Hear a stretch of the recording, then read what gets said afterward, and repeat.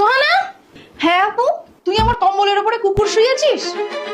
গরমকালে কম্বল আমার, আমি কুকুর শোয়াবো কিংবা বিড়াল সেটা আমার ব্যাপার। কি রে, গাছ কাটছিস কেন? আপু ভাগাভাগি তো তুমি করেছো, তোমার মনে নেই? গাছের গোড়াটা তো আমার, আমি কাটবো বা রাখবো সেটা আমার ব্যাপার। কি রে, তুই এসব কি শুরু করেছিস? কিছুক্ষণ আগে গাছ কাটলি, আবার ঘর ভাঙছিস?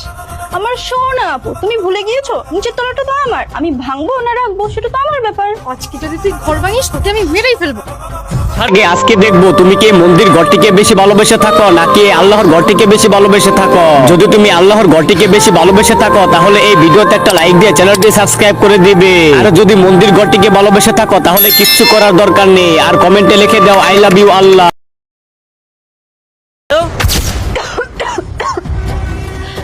প্রধান সাহেব, এ ঘর ভাঙছিল। তুমি ভাগাভাগি যেমন করবে ভাগ তো সেরকমই পাবে। শীতকালে কম্বল তোমার আর গরমকালে এনার, শীতকালে ফ্যান এনার আর গরমকালে তোমার, গাছের ফলগুলো তোমার আর গোড়াটা এনার। এসব আর কোন ধরনের ভাগাভাগি?